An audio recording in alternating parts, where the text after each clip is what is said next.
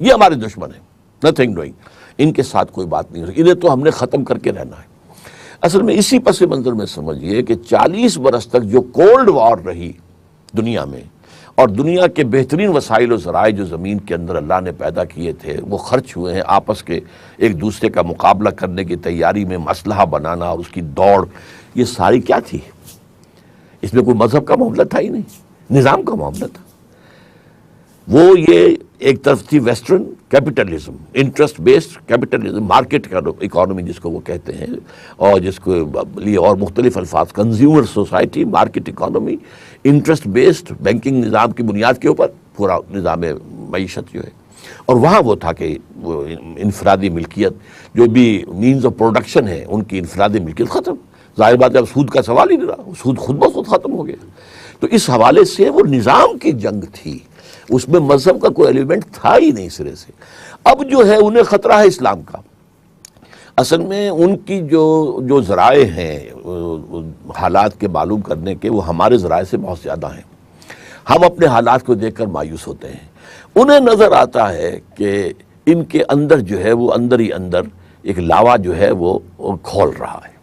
وہ جو علامہ اقبال نے کہا تھا ابلیس کی مجلس شورا میں، ابلیس کی زبان سے کہلوایا تھا کہ ہے اگر کوئی خطر مجھ کو تو اس امت سے ہے، اس کی خاکستر میں ہے اب تک شرار آرزو۔ جیسے کہ ایک انگارہ ہوتا ہے، اس کے اوپر جو ہے راکھ آ گئی، اب نظر ہی نہیں آ رہا کہ اس کے اندر آگ بھی ہے، آپ نے غلطی سے ہاتھ اٹھ میں لے لیا تو پتہ چلے گا اس کے اندر تو آگ ہے۔ تو امت مسلمہ کے اندر جو ہے، اس کی روح کے اندر وہ ایک ہے، ایک باغیانہ عنصر ہے، اور یہ عنصر پیدا ہو گیا تھا آزادی کے فوراً بعد۔ جیسے ہی کولونیل جو بساط تھی وہ لپٹنی شروع ہوئی اور مسلمان ممالک آزاد ہوئے، فرام انڈونیشیا ٹو موراکو، تو انہیں یہ احساس ہوا بھئی ہمارا بھی ایک نظام تھا، ان کا نظام ہے، ہمارا بھی نظام تھا، ان کا کرمنل لا ہے، ہمارا بھی کرمنل لا تھا، ان کا سول لا ہے، ہمارا بھی سول لا تھا، تو ہم اس کو قائم کریں۔ تو یہ جذبہ فوری طور پر جیسے ہی کولونیل بستر لپٹا ہے پورے عالم اسلام میں پیدا ہوا۔ چنانچہ مظلومی party of Indonesia, Jamaat Islami of Indo Pakistan subcontinent, فدائیین آف ایران، الاخوان المسلمون آف عرب ورلڈ، یہ تحریکیں اٹھی۔ لیکن افسوس یہ ہے کہ وہ میتھڈولوجی کے معاملے میں مار کھا گئی۔ ایک تو انہوں نے ایمان پر ان کا اتنا ایمفیسائز نہیں کیا جتنا کرنا چاہیے تھا، اور دوسرے یہ کہ میتھڈولوجی جو ہے، جو اس زمانے میں کنٹمپریری جو چالو چیزیں ہیں ان کو لے کر انہوں نے چاہا کہ ہم اسلام قائم کر دیں، وہ ناممکن ہے، اس لیے وہ بھٹک گئیں اور وہ کہیں بھی کامیاب نہیں ہو سکیں۔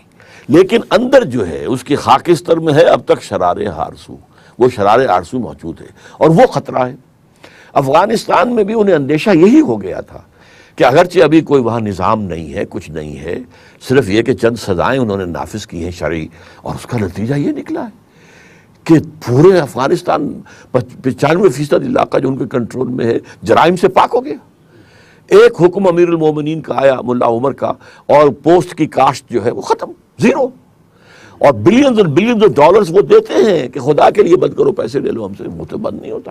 وہ وہاں کے وارڈ لارڈ سب سے زیادہ اسی سے کمائی کرتے ہیں، اس میں ان کے وزراء بھی شامل ہیں، ان کے گورنر بھی شامل ہیں، سب کے سب شامل ہیں۔ تو یہ جو ایک نظام تھوڑا سا اس نے تھوڑا سا اپنا، ابھی ایک جس کو کہتے ہیں نا کہ وہ چھوٹی چھوٹی 2 پتیاں ظاہر ہوئی تھی، وہ ڈر گئے، خطرناک ہے کہ یہ معاملہ اگر آگے آ گیا۔ جیسے ڈاکٹر جاوید اقبال، وہ بھی ہمارے ہاں کے اس دور کے متجددین میں سے ہیں، سیکولر تھنکر ہیں، دانشور ہیں، لیکن انہوں نے کہا تھا، انہوں نے یہ کہا کہ جو حالات میں کابل میں دیکھ کر آیا ہوں، اگر چند اور مسلمان ممالک میں وہ ہو جائیں تو پوری دنیا اسلام لے آئے گی۔ یہ الفاظ تھے ان کے، اتنے متاثر ہوئے تھے۔ تو اس حوالے سے انہیں خطرہ ہے کہ یہ نظام جو ہے یہ ہمارے ساتھ ٹکرا جائے گا، ہمیں ختم کر دے گا۔ اگر اس کی جھلک بھی دنیا نے دیکھ لی کہیں کسی سائزیبل ملک میں تو ہمارا نظام ختم ہو جائے گا۔ جیسے کہ آتا ہے حدیث میں کہ حضرت مسیح کی بینائی جہاں تک پہنچے گی، آپ کی آنکھوں کی نگاہ جہاں تک جائے گی، یہودی پگھلتے چلے جائیں گے۔ تو یہ اسلامی نظام کسی ایک ملک کے اندر قائم ہو جائے، پورا کا پورا بھرپور پولیٹیکل سوشو اکنامک سسٹم، تو یہ ہے کہ یہ تمام جتنے بھی ان کا اپنا نظام کا تار و پود ہے یہ بکھر کر رہ جائے گا، ختم ہو جائے گا، میلٹ اوے ہو جائے گا۔ یہ ہے اصل بات کہ جو دین کے وہ خلاف ہیں، مذہب کے خلاف نہیں رہو، ٹھیک ہے۔ ڈاکٹر صاحب، پاکستان کے بارے میں بات کرتے ہوئے آپ نے خاصی مایوسی کا اظہار کیا ہے، اور یہ آپ کی بعض تقاریر اور بعض تحریروں میں بھی جھلکتی ہے۔ کہ آپ پاکستان کے مستقبل کے حوالے سے مکمل مایوس ہو چکے اور آپ کو روشنی کی کوئی کرن نظر نہیں آتی؟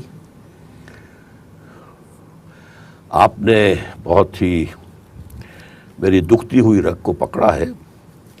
یہ بات تو میں بہت طویل عرصے سے کہہ رہا ہوں کہ جہاں تک فیکٹس آن دی گراؤنڈز کا تعلق ہے مجھے اب کوئی امید نہیں رہی. حالات جو ہیں بالفعل، لیکن میری جو 400 سال پچھلی تاریخ اس کے حوالے سے اور مستقبل کی جو پیشین گوئیاں حضور صلی اللہ علیہ وسلم کی دی ہوئی ہیں ان کے حوالے سے مجھے امید اب بھی ہے. حالات بہت خراب ہیں. اسلام کی، پاکستان کی مثبت بنیاد وہ یہ تھی کہ یہاں اسلام آئے، اسلام کا نظام آئے، اور جیسے کہ علامہ اقبال نے کہا اور قائد اعظم نے کہا کہ ہم چاہتے ہیں اسے اسلام کی تجربہ گاہ بنا دیں دور حاضر میں، اور اسلام کے اصول و حریت و اخوت و مساوات کا ایک نمونہ دنیا کے سامنے رکھیں. اس میں تو ہم نے 1% بھی پیش رفت نہیں کی. تو مثبت اساس منہدم ہو چکی. اب 60 سال قمری حساب سے تو 61 سال ہو چکے، اور یہ کہ ویسے بھی 59 سال تو ہو ہی گئے. اور ایک منفی بنیاد تھی ہندو سے جو خوف اور خطرہ، انتقامی جذبہ اس کا، تو اس کے پروٹیکشن کے لیے ہمیں چاہیے تھا ایک علیحدہ ملک. وہ اب امریکہ کے دباؤ میں آ کے جو نارملائزیشن ہو رہی ہے اور اس میں جو آمد و رفت شروع ہو رہی ہے، اور وہ شاعر آ رہے ہیں، ادیب آ رہے ہیں، اور صحافی آ رہے ہیں، اور ثقافتی طائفے آ رہے ہیں، یہ سب لوگ آ رہے ہیں، ممبرز آف پارلیمنٹ آ رہے ہیں، جا رہے ہیں، تو اس سے یہ ہے کہ وہ جو دشمنی اور وہ جو دوری تھی وہ بھی اب ختم ہو رہی ہے.